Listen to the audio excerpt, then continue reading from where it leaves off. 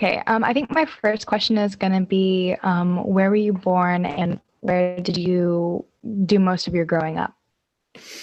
Okay, so I was born in another state. It's New York, and I was born in one of the boroughs of New York City, and it's Brooklyn. So there are five boroughs of New York City: Brooklyn, Queens, Staten Island, Manhattan, the Bronx. Well, I almost had a mini senior moment. So I was born in Brooklyn, New York, and well, Julie, you've heard this already, but I have to share it because it's important stuff. I'm from this place in Brooklyn, which is right on the ocean, and it's called Coney Island. So right on the Atlantic Avenue, the Atlantic Ocean. Have you ever heard of Coney Island, I Maddie? have, I've never been. You've heard of it. Do you know what it's Yes, a ma'am. little bit famous for? Not really. I don't know much about it. Okay, because there's a very famous amusement park right on the ocean. And I lived right across the street from that. So that's where I grew up until I was about 8. Um, and then the neighborhood got to be kind of filled with lots of drugs and poverty and danger and crime. And this was in 1970. Whoops. And so my parents got a little bit of money and we moved to the suburbs of Long Island. And that's where I grew up until I went to college at 18. Yeah. Where did you go to school? Well, I went to two different colleges. Both of them were state universities. In New York, it's called State University of New York, as opposed to University of Iowa, which is a state college. I started at a college about 5 hours away from my mom and dad and brother and sister called Binghamton.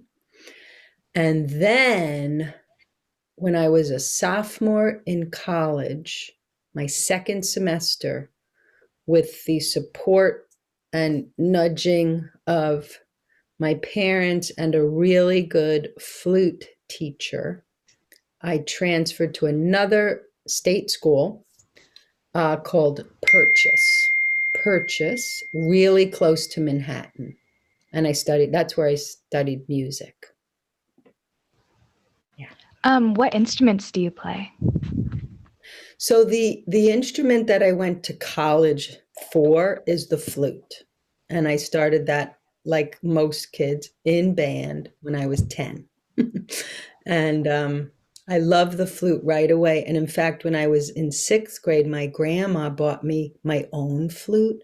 And I remember I was only 11 or 12 and I was crying of gratitude when I opened it up because it was a total surprise. So I really always loved the flute. And that's what my undergraduate degree is in a bachelor's of fine arts in flute performance.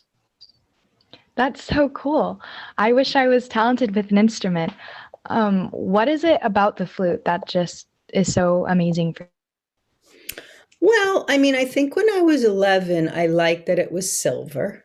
You know, it was small and light and so pretty. And it's kind of a popular sound. You know, it's like the bird and it's in jazz. And what I love now is I'm really good at it. you? So like I can pick it up and like I can make some beautiful sounds out of the flute because I've been playing for 45 years. So it's a real joy when I can pick up an instrument, pick up my flute and give other people happiness too because I've performed for years and it's just feels really good to be really good at something. Yeah. That's so amazing. What's your favorite memory involving the flute? The flute. Well, that crying in 6th grade was a big one. Um, I have like memories of being a senior in high school. How old are you? Which grade are you in, Maddie? I'm a junior this year. Junior. So I was about your age, a little older, and I just remember really dreaming about going to Juilliard in Manhattan and living in Manhattan and being a professional flutist. And I just, I spent like a good year kind of dreaming about that. And it was a wonderful dream to have. Yeah. So those are my For memories of sure. like when I wanted to be a professional and just move to the city and stuff. Yeah.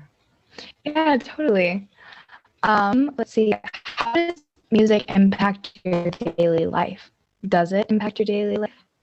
Yes, it does. It's a huge part of my life. And it became, it sounds kind of corny, but it became like a good friend in this pandemic because not that I play my flute a lot, but I don't. I teach, I have a few flute students. So I take my flute out. I teach on Zoom.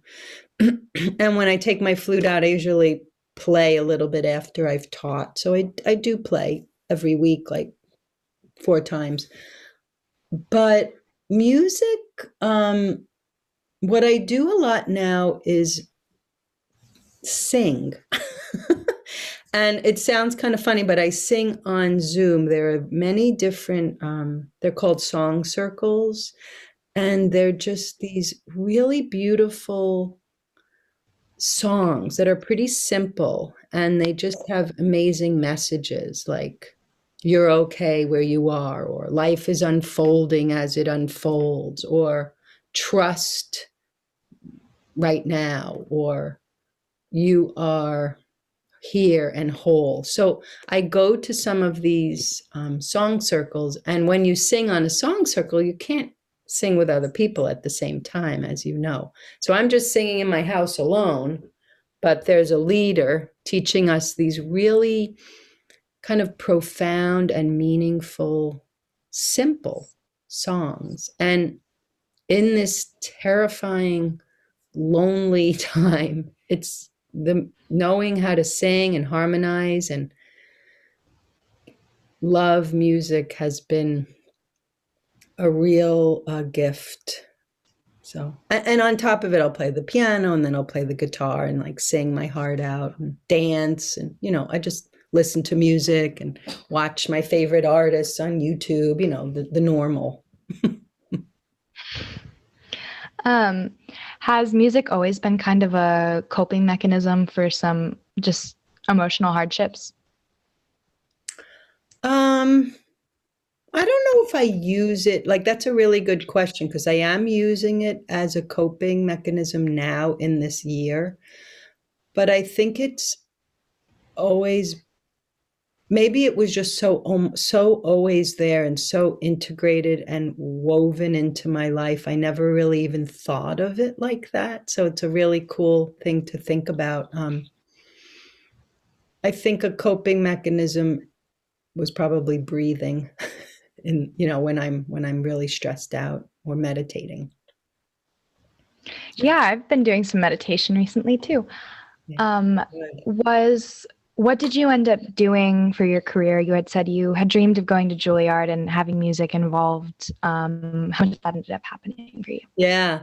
So, I mean, I finished college in 1985, and then I made my living as a preschool music teacher, a private flute teacher, and I stayed in the area of my college. So I kind of got connected with other musicians, and sometimes we would play people's very rich and fancy cocktail parties or the walk down the aisle weddings. And so I did that for about 2 years.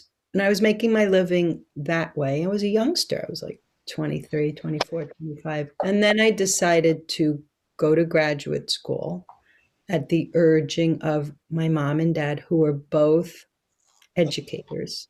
They've been teacher and school counselor. And I went on to get a master's to become an elementary school counselor, which I did do, but not until I was in my 40s, because I did lots of other things like raise children and live in Brazil before that. Live in Brazil? That sounds amazing. Can you tell me some more about that? It is amazing. Well, when I went to music school, I met a young man, a young boy named Benjamin. And we decided to fall in love. I fell in love with the only foreigner, and he was from Brazil.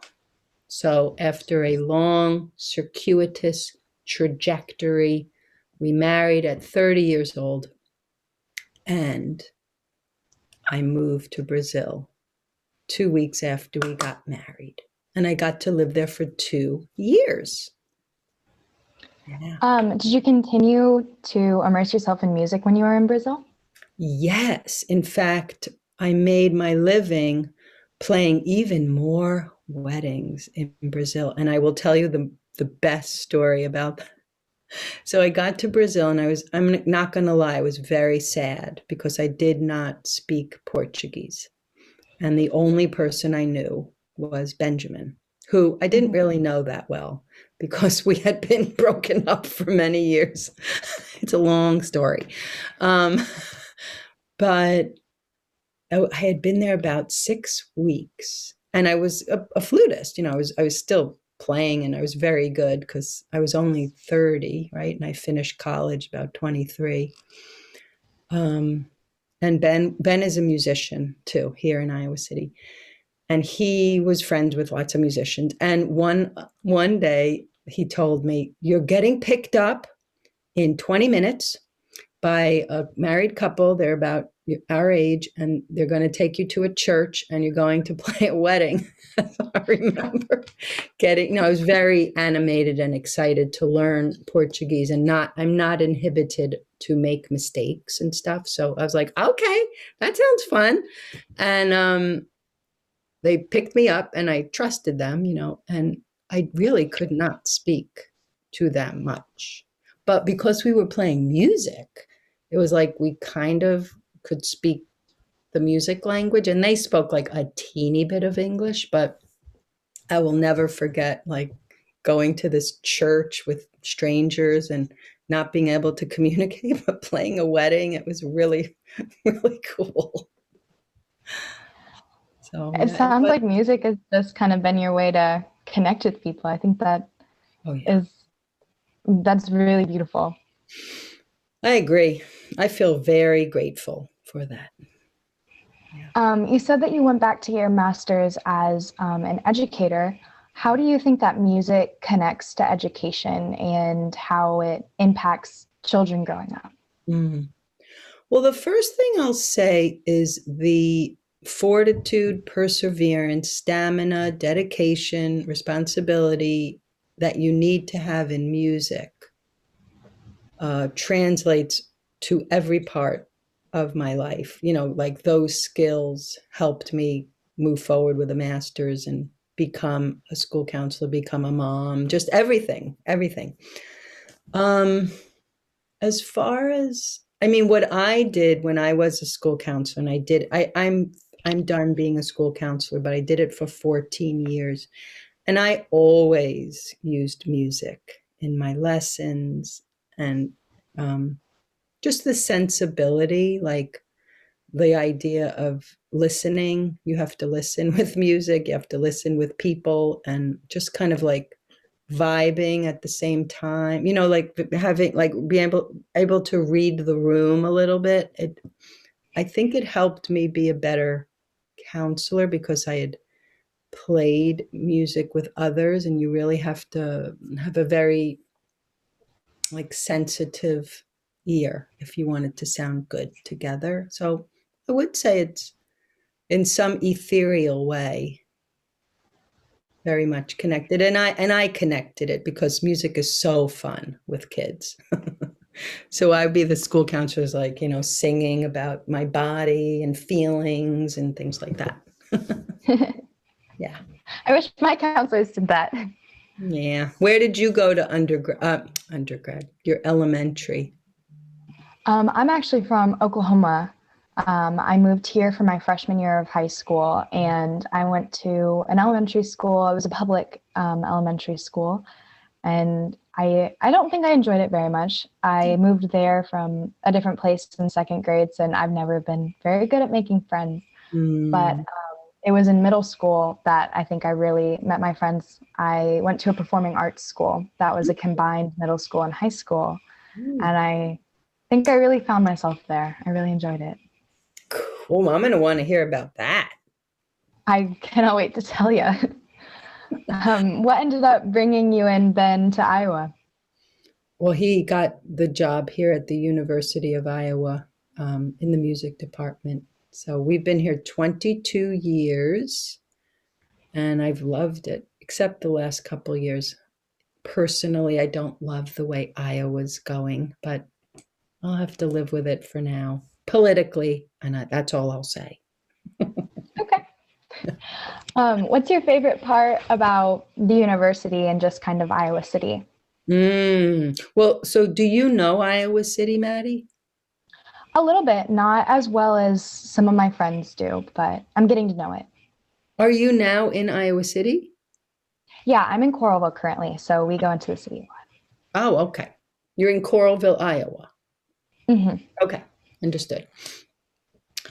Well, when we moved here, we had a 2.5-year-old little darling daughter.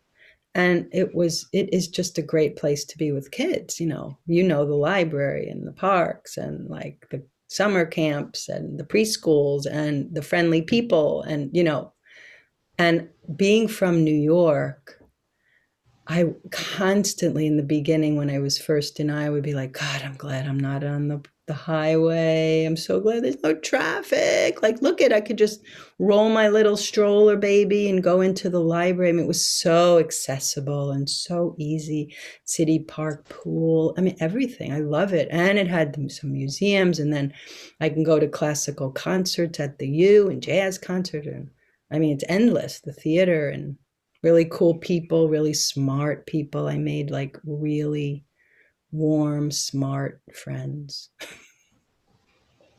Good like stuff. that.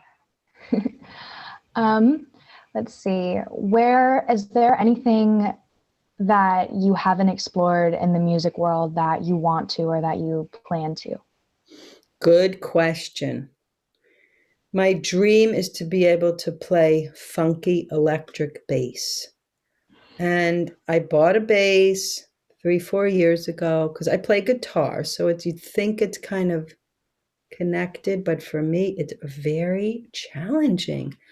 And I took some lessons and I probably was okay, but what holds me back is I can't seem to well, first of all, I don't practice. So I'm going to be honest. I'm not getting any better just by thinking about it. But I can't really sing with the bass. And it's hard. It's not the same as singing with the guitar. So that would be my dream, is to like be like a really good bass player. But I don't know if I'm going to do it because it takes work. Well, I bet you can get there. Thank you. What has been have there been any really cool or unique opportunities that music has brought you or that you've been able to have specifically because of your musical ability? Mm. Well, like I said, that fun playing in Brazil, and I went on to play lots of other parties and just be, in the inside of Brazilian culture and stuff. So that was fun. And then one amazing memory with music is when I was also young, about 25, I got to spend the summer in Manhattan, in the city. We call it the city. That's what Manhattan is, the city, as if it's the only city in the world. So snobby, New Yorkers. I got to live in the city and play on the city streets. So I had a trio, and that was very cool because it was so like romantic. I'm talking 35 years ago, and I was playing on the Upper West Side with Even though we were like street musicians, to me it was very, very cool. And sometimes we would make like $30 each, and then we would spend half of it on like Chinese food. And it just felt good to be like earning money. People would throw us money in our little um, cases. And then one night I went downtown to Washington Square Park, which is a famous park in Manhattan. And I played my flute with a friend who was playing guitar. And like we gathered like a big circle around us, and a guy came and he had a parrot on his shoulder, and it was like very exotic and it was cool. That's a good memory. That sounds cool. I wish I could have seen that. It was very Um, cool. what's your favorite type of music to play? Classical still. Mozart, Brahms, Beethoven, Schubert, Bach, Handel. But I can also improvise and play kind of like, indie rock, or I'm not going to say I can play jazz, but I kind of can, but I'm not really a great jazz player. But I have a good ear, so I can find the chords and make sense of stuff. Do you have a favorite piece to play? Not really, to be honest. I mean, I could say like the Bach B minor flute sonata or the Mozart concerto, but not really. But once in a while, if a piece comes up and I'm like, oh my God, I love that piece, but not a favorite. Yeah. Do you ever wish that you had gone back to New York, or do you think that you ever will go back and be in the city again? Mm, no, do not want to go to any city. I like small city. I like small city like Iowa City. Um, not as I've grown older and calmer, not interested at all in the hustle, bustle, dirt, expense. No, I love quiet now. It was good when I was the dream when I was young. Perfect timing. Yeah. Is there a dream location that you want to travel to once it's safe to travel again? Um, I mean, at this point, I miss my mom, dad, sister, brother so much. My dream right now is like, I want to get an Airbnb for a month in Denver and like be a neighbor to my folks, or be a neighbor to my brother. Or want to go to Amherst, Massachusetts, where my sister is. Want to go to West Palm Beach, where my parents. Like, I just want to go and live near my family for a month each. But I really do want to see Alaska and Hawaii.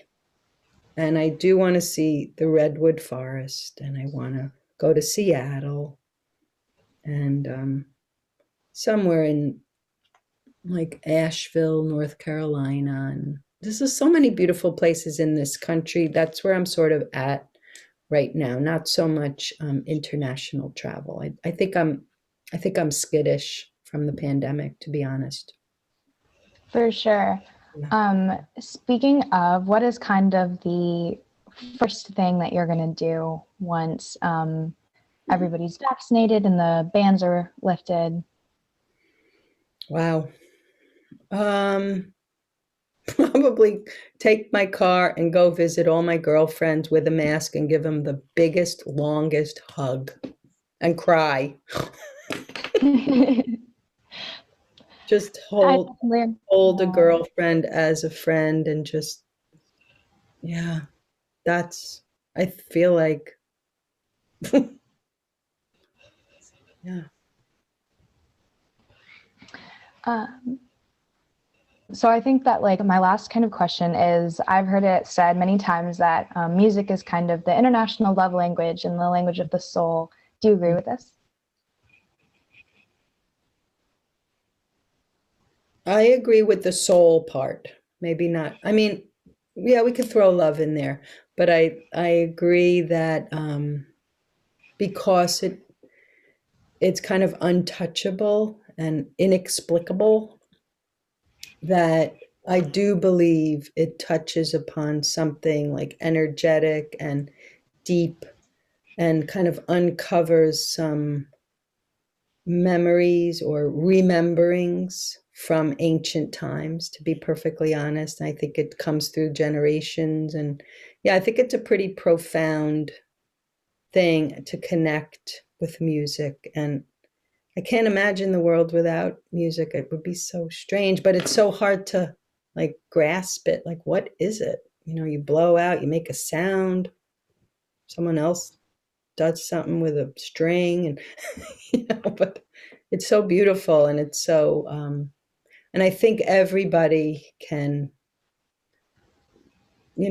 enjoy even just like banging on a desk in a rhythm or using their voice in some way. So I think pretty a connecting thing, yes, on a soul level. That's so pretty. Yeah. Did your children pursue music at all, or did you want them to? They both, I have we have two daughters, and they both have beautiful voices, natural, intuitive, musical ear. That's because I sang constantly while they were growing up, just for fun. And they both did choir, but they didn't want to pursue music. And I think we probably said don't. But if they did, it would have been fine because we know it works out. It all works out as long as you stay healthy. Everything works out. Definitely. Yeah. I'm going to jump right into the COVID question. So, what, how, what's it been like for you in COVID time? And what do you think you learned maybe in this year that you might want to bring with you when people are vaccinated and things open up in a bit? Yeah, I think I've definitely learned that I'm more of a social person than I thought. I have a lot of social anxiety, so it's easy for me to shy away from situations where I have to put myself in a spot. And since I haven't been forced to do any of those, I've realized just how lonely it is. So I think that I'm definitely gonna take that knowledge and take more risks, like socially, not physically, but that kind of thing. And I also realized how important it is to embrace self-care and to make sure that you're prioritizing yourself. I'm a type 1 diabetic, so I am technically in the high risk category.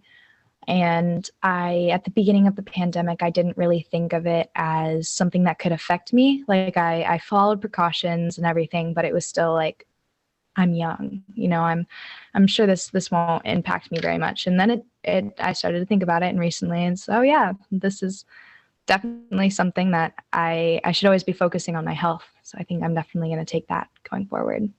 Mm-hmm. Good. What is type 1 diabetes? Like, if you feel comfortable sharing, like what happens in your day to day, or how has it impacted your life?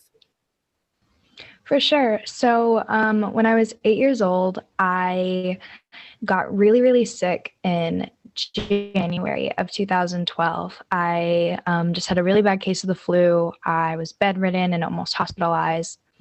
And then thankfully I recovered. But over the next 6 months, I started to lose my energy. I was thirsty all the time, and I was just kind of moody, and I was losing a lot of weight. But it was in over such a long period of time that it was kind of hard to notice. And I was a young kid in Oklahoma. It's hot. I'm running around. I play sports. So none of the changes were really noticeable. And then one day I was playing a soccer game, and I was so tired that I almost collapsed on the field. And we ended up going to the doctor, and they checked my blood sugar, and they saw that it was 630, which is not good, as the range for most normal people should be about 80 to 110. So I stayed in the ICU, and that's where I learned that my pancreas, which is the organ that produces insulin, had stopped working. And though they don't know for sure, they hypothesized that when I got sick, something happened, and either the virus attacked my pancreas or my brain shut my pancreas down. Hmm. So it was definitely something that was a little hard to hear at 8, but I was young enough that it wasn't changing my whole life. Like I hadn't kind of figured out who I was yet, and I was old enough that I knew that I needed to take care of myself. Yeah. So on a daily basis, what I do is I check my blood sugar and make sure that it's in range, and I manually give myself insulin, Mm. which I give myself a little bit every hour, and then whenever I eat something to cover for the carbohydrates from that, so my body can break down the sugars. So it sounds complicated, and I'm sure that it looks complicated, but I've got this rhythm down as I think this will Yeah. be my 9th year. So Hmm. it's Yeah. definitely something that I don't think about how much it impacts me until maybe I remember what it was like before. I see other people like not worrying about their blood sugar. But I think it's also made me a more mature person, and I've gotten involved with a lot of organizations to help younger children, and I just feel very fortunate that my family was able to handle it financially and that I never had to worry about that. Wow. So, yeah, that's a lot. Is type 1 diabetes then considered juvenile diabetes? Is that what it is? Yeah. Yeah, so typically children are diagnosed with type 1 as it's more of an organ issue and less of a lifestyle issue. So I've never really struggled with my weight, whereas some people with type 2 may struggle. Yeah. You can be diagnosed when you're older. My uncle actually developed it when he was 20, Mm. but typically it is younger children. Okay. Well, thank you for telling me that. And yeah, it's a road that you are traveling, right? We all Mm-hmm. we all have our roads, our twists and turns. Well, I guess in quarantine, not quarantine, but staying home more, it probably is easier to manage, I bet, because you're not out and about as much, I'd imagine. Sometimes yes. Other times I feel like I'm very lazy because I'm doing homework in the same place where I sleep, and it's my lives are kind of colliding. So I find myself getting a little bit too lax, but I'm working on finding a balance. Yeah, good, good. All right, let's go to the performing arts part. Um, what's your thing? What's your art? And tell me about your schooling. I think you said in seventh and eighth and then into high school. Tell me all about this. Yeah, so when I was younger, I always wanted to be an actress or a singer or something like that. I think every little girl wants to. And I got involved in a theater camp that was run locally by some people involved with theater at the university in Oklahoma City. And we would have these week-long camps, and there were different themes, and you would put on a play at the end of the week, and you just had a short 2-minute play, and it was some of the happiest memories of my Mm. 16 years took place there. I grew a lot more confident, and I met some people that really just changed my life. So it was through this camp that I found a love for acting. And then I heard about this school where you can choose either the International Baccalaureate program, which is the academic program, Mm. and or you could choose to be a fine arts student, and you could choose a major. So you would be a dance major or a band major. Um, there was also acting and drama and stage and art. And it was really just a place that kind of fostered the arts, which is, as someone who grew up in a public school and in an area where public schooling was not well funded, it was a really cool opportunity. So I Did you was an IB. did you sleep at school? No, this was just a day school. It was technically a charter school because you had to apply to get in, but it was public in the sense that you didn't have to pay, which was amazing. We had a really diverse range of students of different socioeconomic classes. So there was also a lot of diversity there, which I really enjoyed. I was an IB student, so I did the academic side, but I got very involved in stagecraft and building sets and designing lighting. I always got nervous when I was on stage, and I kind of found a way to be involved in acting without having to be on the stage, which was one of my favorite things. I loved that. Hmm. Yeah. I was going to ask because you said that you have social anxiety and that you're, you know, a little challenging with to connect with people. So I was wondering how you integrated acting or even being with thespians, because there can be a very animated group in general, if I'm stereotyping. So how did that all Definitely. work with your shy, timid, anxiety, but now you're in the theater world? I think that my family really encouraged me to join because they had always heard me talk about wanting to be on TV and do all of these things. And it, because it was set up like a day camp and they focused so much on the child and learning rather than the actual performing, I think that kind of helped ease Mhm. some of my anxieties. And it gave me more confidence because when I performed well and I performed with my peers, I wasn't standing alone. I was standing with a group of people. But I'm also a people pleaser. So I was anxious the entire time that I would mess up. And Mhm. it kind of taught me to face these worries because they're not going to go away. And there's something I'm going to have to live with. And I think that it was a combination of that because at the end of the day, I really did just enjoy performing and I was able to kind of put that above my worry. Would you say now you enjoy more costume sets, lighting, directing, that? Yeah, I think that I really enjoy that side of it. I think that it's the technical side is something that I found that I was naturally good at, whereas I had to try a little harder with Mhm. acting and singing. Mhm. And I think it helped that I was the group of people who were involved in stagecraft. I ended up really liking. Um, so I think I haven't done too much since I've been in Iowa, as it was just an awkward transition from middle school to high school at the same time. The theater kind of switched into the background, and I regret that. I think that I should have maybe gotten involved, but I still love going to see the plays at West, and I think the sets are incredible. So did you come from Oklahoma to Iowa when you were going into ninth grade? Is that it? Yeah, so the school that I was at in Oklahoma City admitted children at sixth grade, and then you could stay until you graduated. I transferred, so I was there for 3 years. Right. And what brought you to Iowa City? It was a combination of things. My parents met here at the university. They were in the Air Force ROTC program, and they kind of fell in love there, and they stayed together throughout their assignments and their deployments.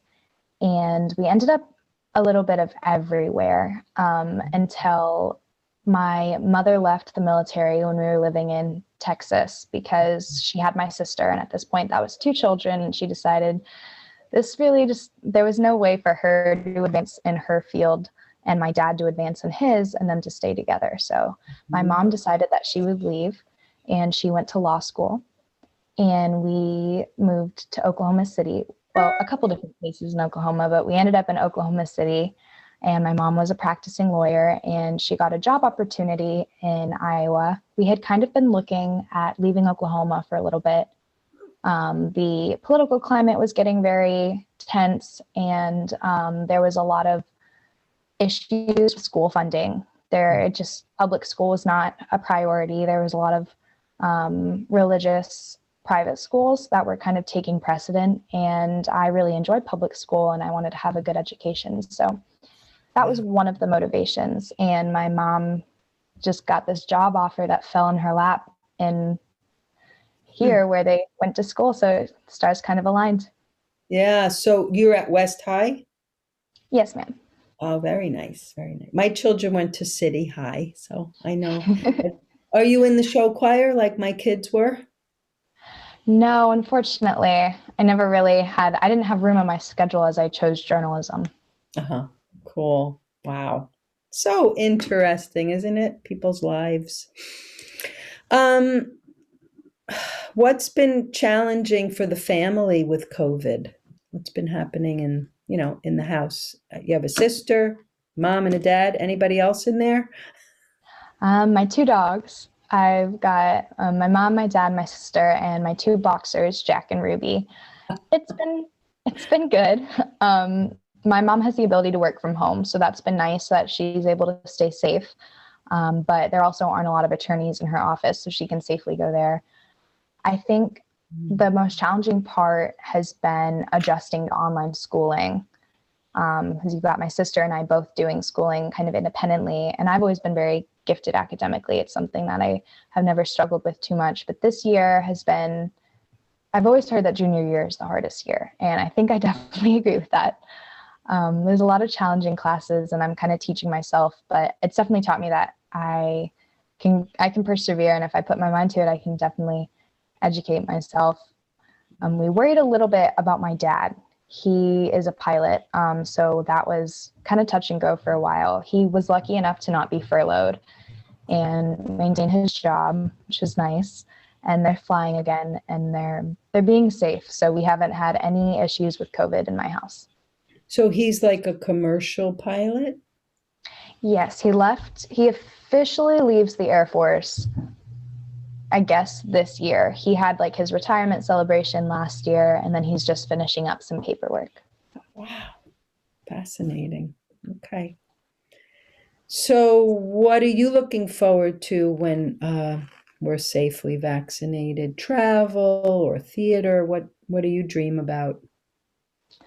I think I'd just really like to have a normal senior year. I'd like to go to the football games and hang out with my friends and go to prom and homecoming. I also really want to go see my friends in Oklahoma. We stayed really close with social media, Mm. which I'm so thankful for. And I haven't been able to see them for over a year. Over the summer, my friend and I both quarantined for 2 weeks, and then she came to stay with me. So that was the highlight of my summer. And I'm hoping that we can do it again as kind of our last summer as high school students. Oh yeah, I bet.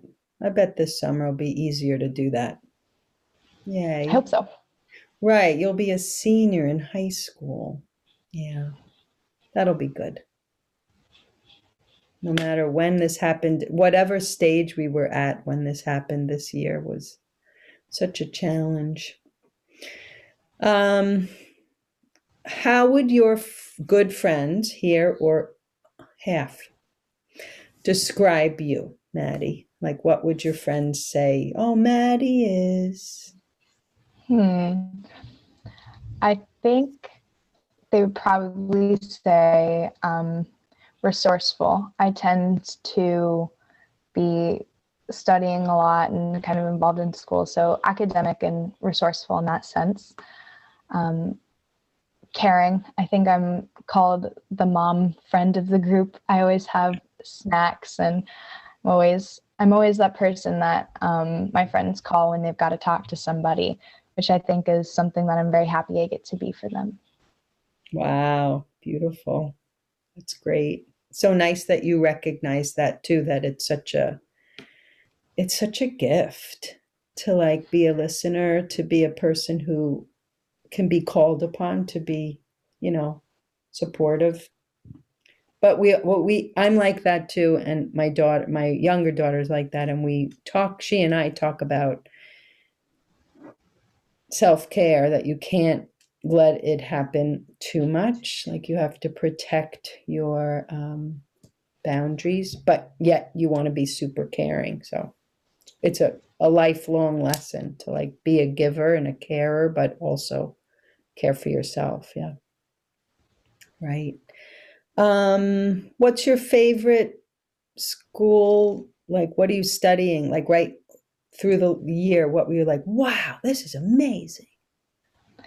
I do journalism, and that's a class at West. So I think that is my favorite class so far.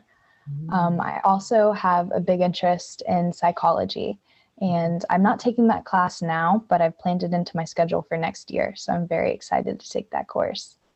What kind, like, how would you describe your writing style, or who do you want to emulate, or who do you love? Writing stuff. Yeah, I started with creative writing when I was younger. I was always the kid who turned in a 5-page essay instead of a 5-paragraph essay. And I think that it was just kind of, I was always very encouraged by my teachers and my parents to continue writing and to use it as an emotional outlet. And I did. I never liked poetry much. And I think it was because when it was taught in schools, it was always just Shakespeare, and that was it. And I can only read so much Shakespeare, especially since you're usually given the child-proof Sparks Notes version. But it was last year that I had, I think, the best English teacher I've ever had. And she taught poetry in a way that just made me really enjoy it, because it wasn't her telling me what to write. It was her telling me to pick up a pen and just go. And that really, especially since it happened right as we started to stay home. And that was the first remote learning that I had. And it was a way to kind of express how I was feeling and to feel like I was still connected. So I think that I've definitely found a special love for poetry now. I really love the poet Rupi Carr. She is a Canadian poet who is also an immigrant, and she just kind of writes these really beautiful poems about what it is to be a woman of color, and to be a citizen of the world. And it doesn't matter what your experiences are. I feel like you can just read her poems and feel like you know her, and also feel like they're written for you. Is it Carr? Kaur, I believe. Okay, thank you. I'll look her up. Pretty good.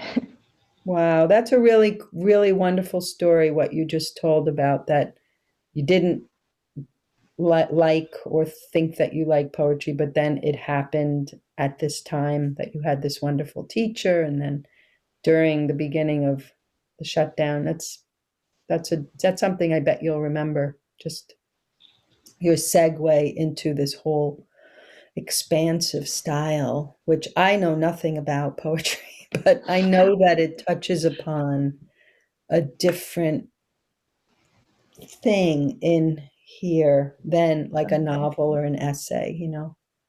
I know that much. Yeah, so cool. Hmm. Um, okay, well, I don't know. I'm trying to think of another COVID question because Julie seems to need some COVID questions. Um,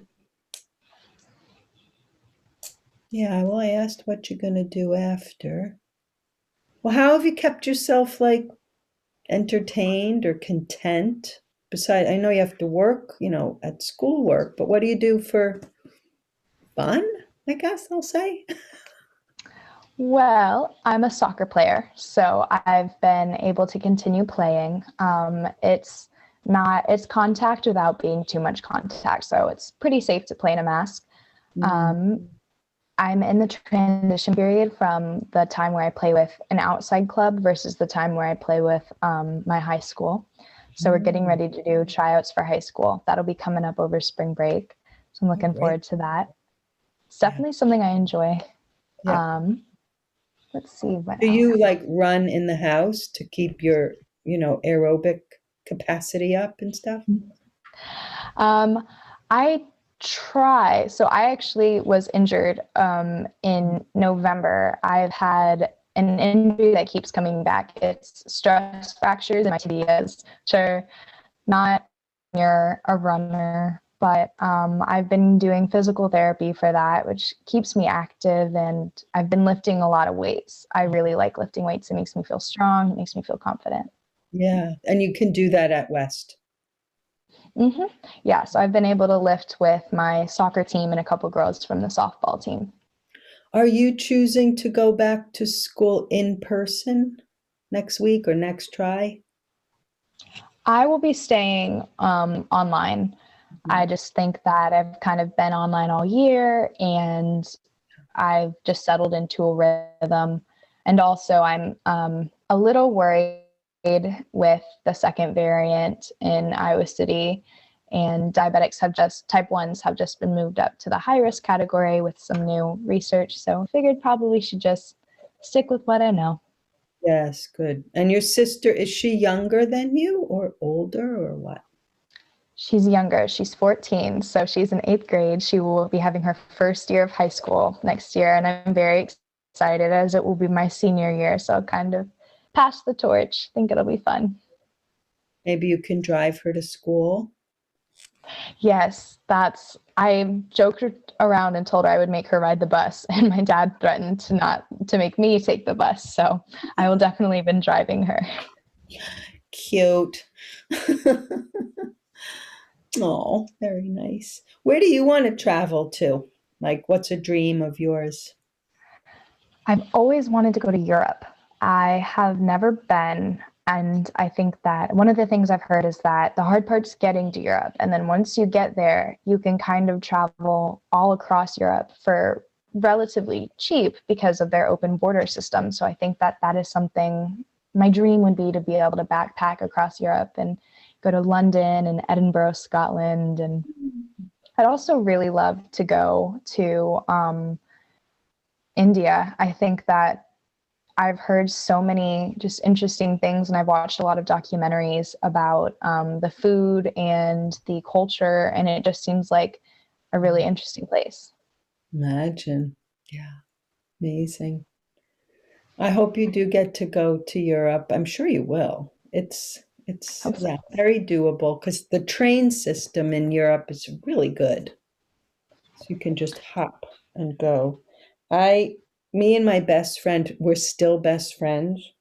We met when we were in seventh grade. When we finished college, we went to 7 different countries for 8 weeks in Europe. It was Wow. a it was it's a good thing to do. Do that if you can. I definitely want to. I've been looking at a couple colleges actually in Scotland and in London. So maybe. Wow, that would be Maybe cool cool. to go to college overseas. It would be. I guess you can get your bachelor's there in 3 years, and they have I guess they tend to be at least like $10,000 cheaper. So definitely looking at that because I'd love to have my own adventure and go out of state. I love the University of Iowa. It's an amazing school and it's a great journalism program, but it's Mm, so close.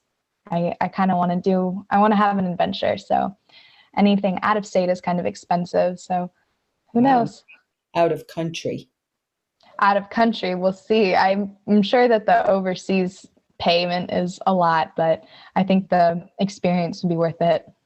Oh, that's great. That's so cool. All right. Well, that's a good place too. And a hopeful future travel place. I love it. It's going to Me happen. too. Oh, completely. Keeping my fingers crossed. Yep. Fun. Nice to talk and meet with you, Maddie. I've loved talking to you. You have some amazing stories. Yeah, well, everybody does. You just have to take the time to like make a nice Zoom invite and do it. I actually Definitely. go to this infrequently, let's say every 8 to 10 weeks. It's called Unhurried Conversations. And it's just a group of strangers. There's like eight. You never know who's going to show up. And you just talk about whatever. You have to do this before you want to talk. And then you talk. And when you're done, and it's amazing where the conversation goes. It's a very cool thing. That sounds awesome. I know. So just mentioned.